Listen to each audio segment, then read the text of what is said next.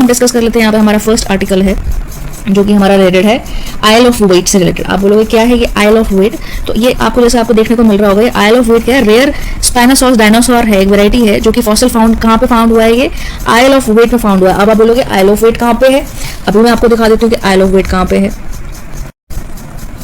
जैसा कि आपको ये दिख रहा है, यहाँ पे स्कॉटलैंड है, ये नॉर्दर्न आयरलैंड है, इंग्लैंड है, ये दिख रहा है आपको।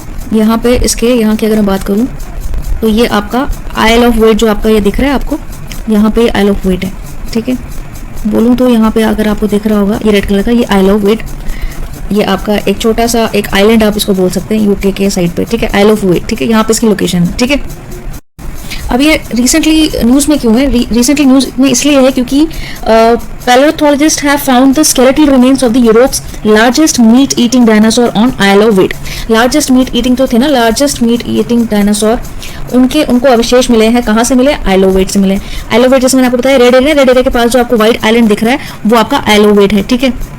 जैसे मैं आपको बताऊँ, ये एरिया जो व्हाइट एरिया दिख रहा है ना, यहाँ पे आइल ऑफ वेट है, आइलैंड एक तरीके से जैसे आपका यूनाइटेड किंगडम है यूके, यहाँ पे आपका आइल ऑफ वेट है, ठीक है। इसको हम डिस्कस कर लेते हैं क्या है क्या नहीं। जैसे कि आपको पता होगा आइल ऑफ वेट क्या है, इज अ काउंटी।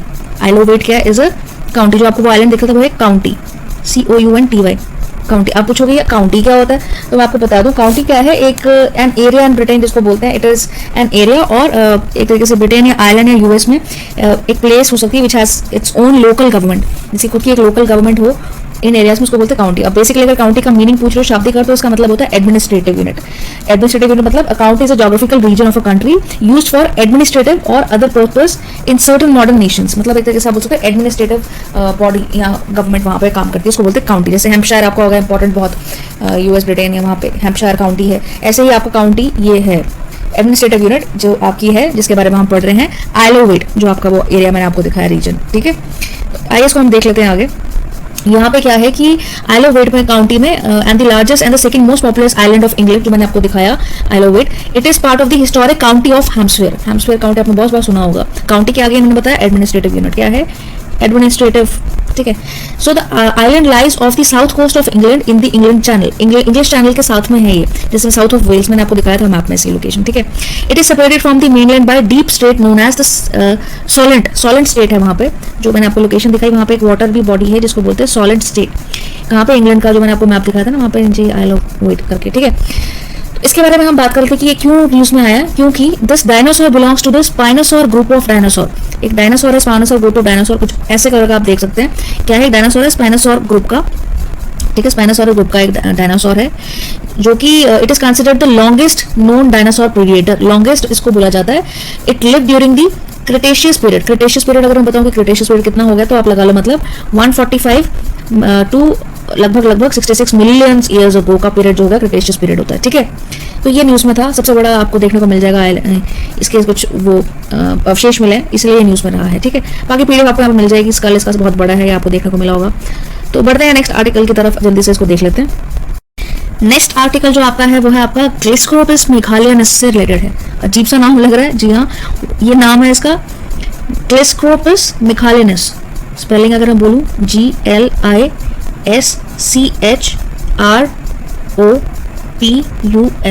ठीक है। ग्लिस्कोपिस मेघालियनस, मेघालियनस इसका नाम हो गया। मेघालियनस क्यों हुआ, कि बिकॉज मेघालय में एक वैरायटी ऑफ स्पीसीज पाई गई है, ठीक है। मेघालय में एक स्पीसी पाई गई है जिसको बोलते हैं, ये न्यू स्पीसी पाई गई है मेघालय में, जिसका नाम है ग्लिस्कोपिस मेघालियनस। तो साइंटिस्ट ने क्या किया, डिस्कवर किया एक न्यू स्पीसीज जो कि बैम्बू में रहती है, और एक तरीके की एक बैट की स्पीसीज अगर मैं देखा जाए, देखो जैसे आपको दिख रहा है, बैट की एक स्पीसीज जो बैम्बू में रहती है, और कहाँ पे पाई गई है, मेघालय में, इसलिए इसका नाम पड़ गया है ग्लिस्कोपिस मेघालियनस। और ये क्या है, इन राइबो डिस्ट्रिक्ट ऑफ मेघालय में पाई गई है। कौन सी डिस्ट्रिक्ट, राइबोई डिस्ट्रिक्ट, BHOI, राइबोई डिस्ट्रिक्ट में पाई गई है मेघालय के, ठीक है। अब बैम्बू में कहाँ पे रहता है, जैसे ये बैम्बू का आप देख तो यहाँ पे तना सा एक होता है, और एक यहाँ पे इसके बीच में इस जगह पे इतने आपको फिट कर लेता है ये बैम्बू के अंदर, और यहाँ पे पत्तियां होती है, तो इस इतनी सी जगह में जैसे आप बाहर देखते हो ना बैम्बूज में, ये इस जगह पे अपने आप को एडजस्ट कर लेता है। और एक न्यू स्पीसीज डिस्कवर हुई है जो कि नाम क्या है इसका, अगेन मैं बोलूँ ग्लिस्कोपिस मेघालियनस, ठीक है। मेघालय में ही हुआ, तो जैसे आपको दिख रहा है यहाँ पे, ये क्या है, बैम्बू ड्वेलिंग बैट है, and are the particular kind of bat living in the internodes of bamboo. Internodes of bamboo मतलब जैसे कि ये बैम्बू है उसका जो इंट्रोनस जो पोर्शन है यहाँ पे इसको ये रहते हैं, with specialised morphological characteristics that help them to adapt to the life inside bamboo. उस तरीके से उन्होंने अपने आप को अडेप्ट कर लिया इनसाइड बैम्बू रहने के लिए, ठीक है। अगर ग्लेस्पोरस मेघालिनस की अगर मैं बात करूं, it is a bamboo dwelling thick thumbed bat species. जैसे आपको दिख रहा है थिक थम्ब, इसका थंब है बहुत थिक है, इतना बड़ा आपको देखने को मिल रहा होगा, बैट की एक स्पीसीज है ये, थिक थम्ब बैट स्पीसीज बोलते हैं उसको, थिक थंब, इतना बड़ा थंब आपको देखने को मिल रहा होगा। इस तरीके की स्पीसीज है, found near the forested patch of Nongkhyllem wild life sanctuary. कौन सी वाइल्ड लाइफ सेंचुरी है इसके पास, कहाँ पे मिलती है, मेघालय में है तो है, मेघालय में भी पर्टिकुलर जगह में पूछो तो राइबोई, RIBOHI राइबोई डिस्ट्रिक्ट, और वहां पे कौन सी वाइल्ड लाइफ सेंचुरी है, जहाँ पे NONGKHYLLEM Nongkhyllem district, Nongkhyllem wild life sanctuary में इसको पाया गया। और ये स्पीसीज की अगर मैं बात करूँ, ये छोटी होती है साइज में, बिकॉज अगर बैम्बू में आप रह रहे हो तो उसके इस एरिया में अगर आप रह रहे हो तो यहाँ पे आपको बहुत साइज कॉम्पैक्ट चाहिए होता है, तो ये एक बहुत स्मॉल साइज स्पीसीज है। और इसका क्या कलर है, डार्क ब्राउन कलर जैसा आपको दिख रहा है, with sulphur yellow belly, spell yellow belly इसकी थोड़ी सी है। इंपॉर्टेंस क्या है इसकी कि जो डिस्कवरी है, फर्स्ट जब रिपोर्ट आई थी तो इसका पाला गया था कि इसमें थिक इसका क्या है थंब है बैट का, ये देखा गया था। इतना ही नहीं, ये नॉट ओनली दिस, अगर मैं बात करूं from India but also from south Asia की पहली स्पीसीज देखने को मिली पूरे साउथ एशिया में। तो ग्लाइकोपेस मेघालिनस की अगर मैं बात करूं, in the past few years 3 bamboo dwelling bats, इसी तरीके से 3 बैम्बू ड्वेलिंग बैट और भी पास में देखे गए हैं, reported from the area, same area से मेघालय के, which highlighted the ecological significance of the region. इससे पता लगता है कि हमें किस वैरायटी टाइप की हमारी इकोलॉजी है, ठीक है। फॉर इंस्टेंस अगर मैं बात करूं, for the same forested patch outside Nongkhyllem wild life sanctuary की अगर बात करूं, another species of disc footed bat, उसका इसका थंब है, उसका डिस्क फूटेड बैट था, जिसको हमने बोला था यूडोजिकोपस डेंटिकस वाज डिस्कवर रिसेंटली। आप बोलो क्या बोला आपने, दोबारा बोलो, ठीक है मैं दोबारा बोलती हूँ। एक बैट की स्पीसीज मानी गई जिसका नाम था EUDISCOPUS, ठीक है। क्या बोलते हैं इसको, यूडोस्कोपस डेंटिकुलस, DENTICULUS, ये इसका नाम है। एक और वैरायटी मिली, डिस्कवर हुई सेम प्लेस से, सेम प्लेस कौन सी, Nongkhyllem wild life sanctuary, NONGKHYLLEM Nongkhyllem wild life sanctuary, same place Meghalaya से। तो पहले भी मिल चुके हैं। और वो क्या था, फुट के लिए था, उसका डिस्क फुटेड बैट था, और ये क्या है, थंब बैट है, ठीक है, स्टिफ थंब। तो नोंगलम वाइल्ड लाइफ सेंचुरी की अगर मैं बात करूं, it is situated in the Ribhoi district near Lailad village. Ribhoi अगर मैं वाइल्ड लाइफ सेंचुरी की बात करूं तो ये लालिड विलेज के पास में है, and it is spread over an area of 29 square kilometre. और ये वाइल्ड लाइफ सेंचुरी की फेमस अट्रैक्शन ऑफ मेघालय, इसको हम बोल सकते हैं मेघालय का फेमस, अपार्ट फ्रॉम बारिश के बाद, अगर मैं फेमस किस लिए है, अगर मैं बारिश की बात ना करूं इसमें रेनफॉल के अलावा, तो ये वाइल्ड लाइफ सेंचुरी के लिए फेमस अट्रैक्शन सेंटर है। और this sanctuary falls in the eastern Himalayan global biodiversity hotspot. Eastern Himalayan global biodiversity hotspot पर ये रीजन है, मैं आपको दिखा देती हूँ जल्दी से। जैसे कि आपको दिख रहा है कि आपका इंडिया है, यहाँ पे आपका मेघालय है जहाँ पे सबसे ज्यादा बारिश होती है मौसम नाम। अब मेघालय की भी अगर मैं बात करूँ यहाँ पे इन पर्टिकुलर, तो ये आपकी नॉर्थ गारो हासी हिल, इन्हीं के नाम से नॉर्थ गालो, वेस्ट गारो हिल, साउथ गारो हिल, साउथ तो गालो हिल साउथ के, और यहाँ पे रायबोई यहाँ पे है। और यहाँ पे आपकी कौन सी वाइल्ड लाइफ सेंचुरी है, वाइल्ड लाइफ सेंचुरी अगर मैं बात करूँ तो यहाँ पे मिल रही है आपकी नायगो डिस्ट्रिक्ट तो है ही, पर वाइल्ड लाइफ सेंचुरी आपकी मिली है यहाँ पे, ठीक है। कौन सी वाइल्ड लाइफ सेंचुरी है, नोंगलम वाइल्ड लाइफ सेंचुरी के लिए फेमस अट्रैक्शन है मेघालय, ठीक, ये आपने देख लिया होगा, ठीक है। तो sanctuary supports different species of fauna such as royal Bengal tiger. इस सेंचुरी में और भी बहुत सारी वैरायटीज ऑफ स्पीसीज मिलती है, जैसे रॉयल बंगाल टाइगर, ठीक है, रॉयल बंगाल टाइगर देखने को मिलता है, क्लाउडेड लेपर्ड देखने को मिलता है, इंडियन बाइसन देखने को मिलता है, हिमालयन ब्लैक बेयर भी आपको देखने को मिलता है इसी वाइल्ड लाइफ सेंचुरी में। और अमंग दी बर्ड्स अगर मैं बात करूं तो rare species which can be spotted here are Manipur bush quail, bird species की बात करूं, फिर रोफोस नेक्ड ऑनबिल भी है यहाँ पे, ब्राउन ऑनबिल भी है यहाँ पे। तो इस तरीके की कुछ वाइल्ड स्पीसीज यहाँ पे देखने को मिलती है। बंगाल टाइगर तो आपको याद रखा है, अपार्ट फ्रॉम बैट्स की स्पीसीज, ठीक है। तो बढ़ते हैं नेक्स्ट आर्टिकल की तरफ, जल्दी से देख लेते हैं। नेक्स्ट आर्टिकल हमारा रिलेटेड है ज्योतिर्गमय, ज्योतिर्गमय से रिलेटेड है। The union minister of culture has inaugurated Jyotirgamaya, a festival showcasing the talent of unsung performances. Music से रिलेटेड आपका है। और इसकी अगर मैं बात करूं, ज्योतिर्मय फेस्टिवल इसको बोला जाता है। ये रिसेंटली न्यूज में था, जैसे आपको ये देखने को मिल रहा है, फोक्स एंड म्यूजिक, ये देखिए यहाँ पे वीणा के टाइप्स आपको देखने को मिल रही होंगी। तो क्या है, ज्योतिर्गमय फेस्टिव है रिसेंटली। तो इसकी अगर मैं बात करूँ तो संगीत अकादमी, नाटक अकादमी इनॉग्रेटेड, ठीक है। तो संगीत ये ऑर्गेनाइज किसने किया था, संगीत नाटक अकादमी ने इसको ऑर्गेनाइज किया था। एंड इसका पर्पस क्या था, इसका पर्पस था it is a festival to showcase the talent of rare musical instrumentry, जहाँ पे वैरायटी जो विभिन्न प्रकार के आपको रेयरली आसानी से नहीं जो मिलते, रेयर इंस्ट्रूमेंट मिलते हैं, उसके उपलक्ष्य में इसको ऑर्गेनाइज किया था from across the country, all over the country, including street performance भी इसमें आए होते, ट्रेंड एंटरटेनर्स भी आए थे, परफॉर्मर्स भी आए थे, टेम्पल्स एक्सेट्रा हर जगह से आए हुए थे, ठीक है। ज्योतिर्गमय की अगर मैं बात करूँ, ज्योतिर्गमय है क्या, इसका इंपॉर्टेंस क्या है, फेस्टिवल है ये जो कि एक मनाया जाता है sensitising people about the need and safeguard the craft of making as well as the skill of playing rare musical instruments and to give a voice to unheard artist who hardly ever see the limelight. इसका main मतलब क्या था, मकसद यही था कि जो बहुत रेयर इंस्ट्रूमेंट्स हैं उनको प्रिजर्व करके रखा जाए, साथ में जो अनहर्ड आर्टिस्ट हैं नियरली 75 अगर बोलो उन्होंने परफॉर्म किया, इंक्लूडिंग स्ट्रीट आर्टिस्ट, उनको सेव किया जाए, ऐसे इस तरीके के। इसलिए ज्योतिर्गमय संगीत अकादमी स्टार्ट की, मतलब नाटक अकादमी में ये हुआ। तो अगर इसकी हम बात करें तो Sangeet Natak Akademi is India's national academy for music dance and drama. National academy है ये, ठीक है, नेशनल अकादमी है संगीत अकादमी आपकी। और यहाँ पे अगर मैं बात करूँ ड्रामा का, यहाँ पे national academy for music dance and drama, it was created by a resolution of the ministry of education government of India in 1952 with doctor PV Rajamannar as its first chairman. के फर्स्ट चेयरमैन अगर मैं बात करूँ तो राजमन्नार थे। और कब create हुआ था ये, 1952 में एक रेजोल्यूशन के द्वारा, 1952 में इसकी स्टार्टिंग हुई थी, ठीक है। अगर ज्योतिर्गमय की बात करूँ, इट इज प्रेजेंटली क्या है, ये है एक ऑटोनोमस बॉडी है of the ministry of culture. Ministry of culture की ऑटोनोमस बॉडी है, किसकी, ministry of culture, ministry of culture की ऑटोनॉमस बॉडी है, government of India, and is fully funded by the government for implementation of its schemes and programme. ये fully funded कौन करता है, इसको गवर्नमेंट करती है। वे स्कीम्स जो इसके अंतर्गत आती हैं उसके अंदर इसको पूरी तरीके से गवर्नमेंट इसको फंड करती है। अगर मैं बात करूँ तो academy establish and looks after institutions and projects of national importance in the field of the performing arts. Few important ones are, जैसे अकादमी में अगर बात करूँ आर्ट्स के रिलेटेड अगर बात करूँ क्या, तो जैसे आपका पहला अगर मैं बात करूँ इसमें, जैसे कि national school of drama New Delhi वो सेटअप इन 1959। और भी कौन सी आर्ट्स हैं, जैसे नेशनल स्कूल ऑफ ड्रामा की अगर बात करूं तो कब सेटअप हुआ था, 1959। दूसरे अगर मैं कुछ आर्ट्स की बात करूं, Jawaharlal Nehru Manipur dance academy in Imphal. कौन सी, Jawaharlal Nehru Manipur dance academy in Imphal वो एस्टैब्लिश इन 1954, ठीक, वो 59 था, ये 54। इसके अलावा और कौन सी है, कथक केंद्र national institute of Kathak dance जो है इन न्यू दिल्ली, वो 1964 में बनी थी, वो थर्ड थी कथक केंद्र। फोर्थ अगर मैं बात करूं, national project of support to Kutiyattam. Kutiyattam क्या है, एक संस्कृत वर्ड है जिसका मतलब होता है थिएटर और Kerala. Chhau dances of eastern India, Sattriya tradition of Assam etcetera, ये सब डांस अकादमीज मैंने बताई आपको वेरियस टाइप्स की, ठीक है, याद रख लेना, इनको नोट कर लेना, लिख सकते हो आप। दोबारा बोल दो इनकी कौन कौन सी अकादमीज है। National school of drama New Delhi वो set up in 1959 national school of drama New Delhi. फिर दूसरा अगर मैं बात करूं, Jawaharlal Nehru Manipur dance academy in Imphal in 1954, कौन सा, जवाहरलाल नेहरू मणिपुर डांस अकादमी। तीसरा कथक केंद्र जिसको बोला गया national institute of Kathak dance in New Delhi was established in 1964।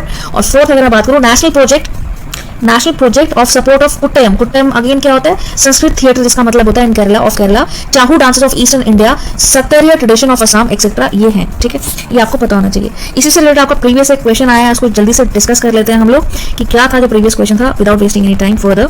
So let's discuss.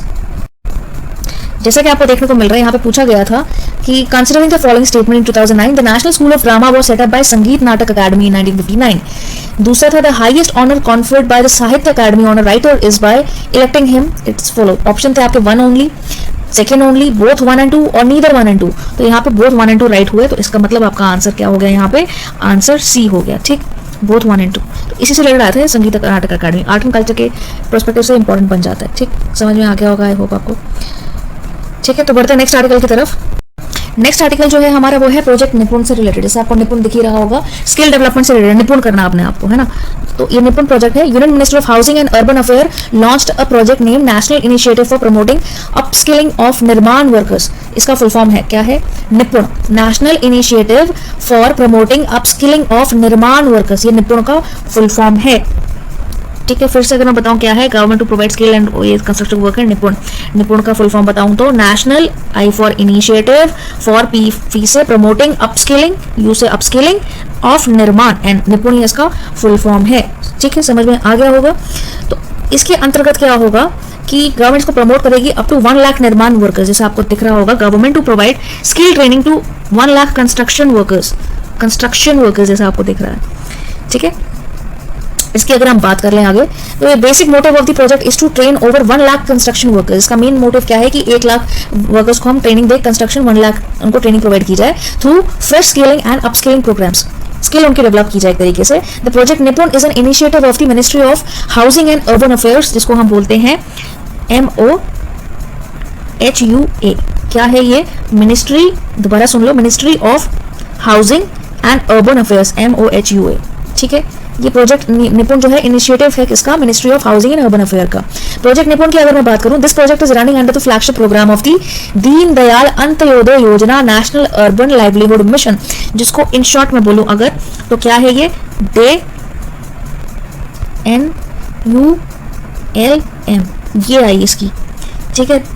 D for क्या हो गया, दीनदयाल, अंत से अंत्योदय योजना, ठीक है। और ये नलम से क्या हो गया, N फॉर आपका आ गया national, U for urban, L for livelihood, M for mission, तो ये इसका शॉर्ट फॉर्म बन गया डे नलम, ठीक, डे नलम।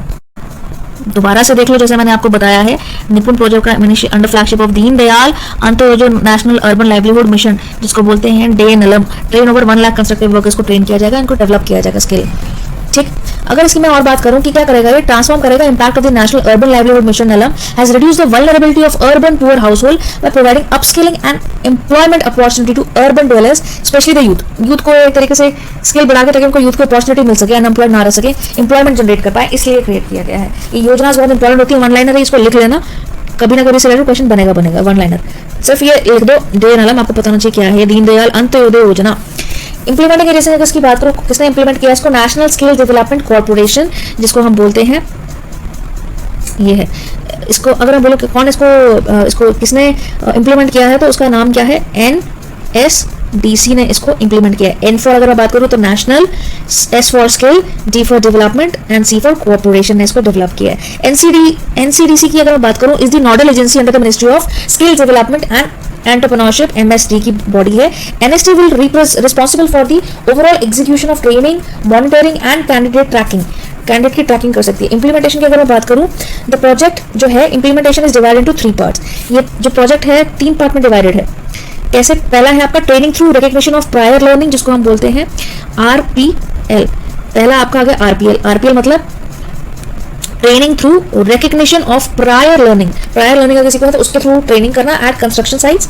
दूसरा आपका आ गया है यहाँ पे SSC, दूसरा आपका है SSC का फुल फॉर्म यहाँ पे क्या है, ट्रेनिंग थ्रू फ्रेश स्किलिंग की बात यहाँ पे की गई है by plumbing and infrastructure sector skills councils, जिसको SSC बोलते हैं। थर्ड आपका क्या है यहाँ पे, इंटरनेशनल प्लेसमेंट हो through industries, builders and contractor, इनका इंटरनेशनल प्लेसमेंट हो। तो बढ़ते हैं नेक्स्ट आर्टिकल की तरफ। ये आपका आर्टिकल जो आपका रिसेंटली न्यूज में रहा है, टाइफाइड से रिलेटेड। आप बोलोगे टाइफाइड से क्या रिलेटेड हो गया, टाइफाइड से रिलेटेड है यहाँ पे कि according to a study published in the Lancet, कहाँ पे पब्लिश हुई है स्टडी, लैंडसेट, LANCET, लैंडसेट में एक स्टडी पब्लिश की गई। The effectiveness of antibiotics for typhoid fever is threatened by the emergence of restraint strains. Antibiotic जो use करते हैं उसको एक तरीके से टाइफाइड फीवर के लिए थ्रेटेंड माना गया। उसकी थोड़ी जो स्टडी यहाँ पे लैंडसेट में आई है वो सामने आई है। क्या आई है, चलो देख लेते हैं। टाइफाइड फीवर की अगर हम बात करें ना, जैसे आपका देखने को मिल रहा होगा फीवर, टाइफाइड फीवर की अगर हम बात करें तो typhoid fever is a life threatening infection caused by bacterium Salmonella typhi. किससे ये ओरिजिन होता है, लाइफ से थ्रेटनिंग भी हो सकता है। किसके द्वारा कॉज होता है, ये कॉज होता है बैक्टीरियम, दोबारा सुन लो, SALMONELLA, सैल्मोनेला टाइफी, TYPHI, नाम से क्लियर हो रहा है, इससे कॉज होता है। टाइफाइड फीवर जो बैक्टीरियम सैल्मोनेला टाइफी इससे कॉज होता है। ट्रांसमिट कैसे होता है, it is usually spread through contaminated food और वाटर। गंदा खाना अगर आप देखोगे तो उससे ये स्प्रेड होता है। Once salmonella typhi bacteria are eaten और ड्रंक, दे मल्टीप्लाई, अगर इनको आप खा लोगे तो ये मल्टीप्लाई हो जाते हैं, spread into the blood stream, तो ब्लड स्ट्रीम में चले जाते हैं। ठीक है, आगे इनकी मैं बात करूं सिम्टम्स अगर आपको देखने को मिलेगा, क्या सिम्टम्स होते हैं इसके, तो symptoms it includes prolonged fever, काफी देर तक बुखार रहेगा, फैटीग लॉस होगा, हेडेक रहेगा, नॉजिया होगा, भूख नहीं लगेगी, एब्डोमिनल पेन रहेगा, कॉन्स्टिपेशन भी हो सकते हैं, डायरिया भी हो सकता है। किसी पेशेंट में अगर आपको देखोगे रैशेस पड़ जाते हैं स्किन में, और सिवियर कैशेस में लीड टू कॉम्प्लिकेशन या डेथ भी हो सकती है इससे। ट्रीटमेंट की अगर हम बात करें तो typhoid fever can be treated with antibiotics, जैसे हम देखते हैं तो it can be treated by antibiotics. तो टाइफी से, ठीक है, टाइफी का ड्रग एंटीबायोटिक का वो ट्रीट किया गया। ठीक है, केसेस अगर मैं बात करूं तो typhoid fever causes 11 million infections. जी हाँ, कितना infection, 11 million infections and more than 100,000 10,000 lakh, 1 lakh death per year इसकी माने देखी गई है। साउथ एशिया कंट्री में लगभग 70%, जो कि बहुत ज्यादा है। कितना, साउथ एशियन कंट्रीज में 70%, इंक्लूडिंग बांग्लादेश, जो सारे जितने भी हैं, इनकी ग्लोबल डिजीजेस में देखा गया, जो कि बहुत ज्यादा है। और अगर हम इसको बताएं कि what does the study say about typhoid, तो ये बताती है कि according to this study bacteria that cause typhoid, याद रखना बैक्टीरिया है, वायरस नहीं है। कल भी हमने बोबोनिक प्लेन की बात की थी, आज हम इसकी बात कर रहे हैं टाइफॉइड की। टाइफॉइड का ये बैक्टीरिया से कॉज होता है, that cause typhoid fever are becoming more and more resistant to some of the most widely used antibiotics. तो एक तरीके से एंटीबायोटिक्स इसका आप बोल सकते हैं कि एक समाधान है, रेजिस्टेंट इसको कर सकती है टाइफॉइड का, ठीक है। बढ़ते हैं नेक्स्ट आर्टिकल की तरफ, जो है आपका ब्लैक स्वान इवेंट। आप बोलोगे ब्लैक स्वान क्या, वो पक्षी स्वान नहीं, ये आरबीआई से रिलेटेड है ब्लैक स्वान इवेंट। चलिए इसको डिस्कस कर लेते हैं जल्दी से। जैसा कि मैंने आपको बताया ब्लैक स्वान इवेंट, तो आप बोलोगे ब्लैक स्वान इवेंट क्या है। It is a reserve bank of India, उन्होंने क्या किया, ब्लैक स्वान इवेंट उन्होंने किया है। ये है क्या, इसके बारे में बताऊं। A study of the reserve bank of India, जिसको हम आरबीआई बोलते हैं ना, RBI reserve bank of India, उन्होंने स्टडी क्या बताई, उन्होंने बताया has spoken about the possibility of capital outflow to the tune of $100 billion from India in case of major global risk scenario or a black swan event. Outflow है, बाहर जा रहा है कितना, $100 billion। तो इसको, इस सिनेरियो को उन्होंने बोला ब्लैक स्वान इवेंट। अब black swan is a rare unpredictable event that comes as a surprise and has a significant impact on society or the world, इसीलिए इसका नाम ब्लैक स्वान रखा है कि अनप्रेडिक्टेबल है, ठीक है। These events are said to have 3 distinguished characteristics। इसके अंतर्गत ब्लैक स्वान इवेंट के अंतर्गत हम 3 मेजर डिस्टिंग्विश की बात करते हैं। पहला जो हमें देखने को मिलता है, अनएक्सपेक्टेड है, साथ में क्या है, they are extremely rare and outside the realm of regular expectation. आप प्रेडिक्ट नहीं कर सकते, ये एक्सट्रीमली रेयर फिनोमेना इसको आप बोल सकते हो, एक तरीके से इसका नाम ब्लैक स्वान दे दिया गया है, जिससे आउटफ्लो ज्यादा जाता है आपका, ठीक है। सेकंड अगर मैं बात करूं, they have severe impact after the hit. Severe impact हो सकता है, मतलब अगर हिट करे इकोनॉमी या किसी बैंक को या किसी भी देश को, सिवियर हिट, गंभीर परिणाम भुगते जा सकते हैं, और अनप्रेडिक्टेबल, पता नहीं कब क्या हो जाए ना। और थर्ड क्या है, they seem probable in hindsight. Hindsight मतलब बाद में समझ आना, इसके साइड इफेक्ट आपको बाद में समझ में आते हैं, ठीक है। They seem probable in hindsight,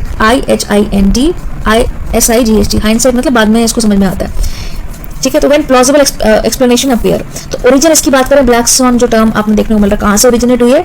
the black swan theory was put forward by the author and investor Nassim Nicholas Taleb in 2001। किसके द्वारा ये जो थ्योरी है ब्लैक स्वान की दी गई थी, ये सबसे पहले सामने आई थी, किसके द्वारा थी, एक इन्वेस्टर थे जिनका नाम था नासिम निकोलस, और ये कहाँ के, Nassim Nicholas Taleb, TALEB, Nassim Nicholas Taleb in 2001 में आए थे, ठीक है, ठीक।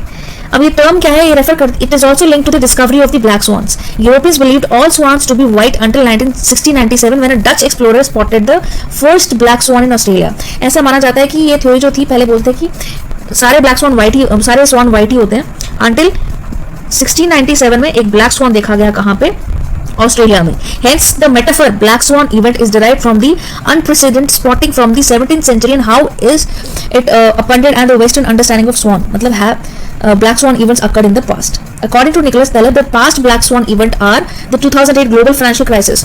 वो तो मेटाफर हो गया, मतलब एक तरीके से लिटरली ब्लैक स्वान की बात हो वो तो पक्षी के टर्म में होगी, लेकिन अगर हम इसको यहाँ पे बैंकिंग सेक्टर में देखें तो यहाँ पे 2008 की अगर हम बात करें तो क्या हुआ था, ग्लोबल फाइनेंशियल क्राइसिस देखने को मिला था 2008 में, और जो क्या था, ट्रिगर हुआ था सडनली, जिससे क्या हुआ था, अभी क्रैश और जो बूमिंग और जो हाउस मार्केट हुआ था। सेकंड अगर हम बात करें, the fall of the Soviet unit, जब फॉल हुआ था सोवियत यूनिट जो फॉल हो गया था। Third, terrorist attack in US 2011। तो ऐसे कुछ अनप्रेडिक्टेबल इवेंट्स होते हैं, इनको हमने टर्म दे दिया ब्लैक स्वान इवेंट, ठीक है। और कोविड-19 में अगर हम बात करें, तलेब ने इसको बोला व्हाइट स्वान, तलेब ने इसको व्हाइट स्वान बोल दिया कोविड-19 को, पहले ब्लैक स्वान अभी व्हाइट स्वान, मतलब कुछ अनप्रेडिक्टेबल है ना सब कुछ। जैसे मैंने आपको 3 सिचुएशन बताई कि ये तो अनप्रेडिक्टेबल है, एक्सट्रीमली जब चल रहा हो घट रहा हो तो कुछ पता नहीं होगा, इसके इफेक्ट हमें बाद में पता चलेंगे, और सीवियर इंपैक्ट होता है किसी को भी, ठीक है। तो ये था इसका कहने का मतलब कि मतलब 2019 में Taleb called it white swan event, arguing that it was predictable and there was no excuse for companies and governments not to be prepared for something like this. उन्होंने बोला कि कोविड-19 जो है इसको हम व्हाइट स्वान बोलते हैं बिकॉज ये प्रेडिक्टेबल था। ब्लैक स्वान तब बोलेंगे जब अनप्रेडिक्टेबल सिचुएशन है और कुछ भी कहीं पे भी हो जाए, ट्रिगर हो जाए। तो उसने तलब ने उनको बोला कि ये व्हाइट स्वान था, कि जैसा कि आपके साइंस की बुक में जोलॉजी में लिखा होता है कि आपका आज का ना लिखा कोविड पहले का लिखा हुआ, लेकिन वो फैल गई अभी, तो ये प्रेडिक्टेबल था उनके अकॉर्डिंग, ठीक है। तो ये था आपका आर्टिकल।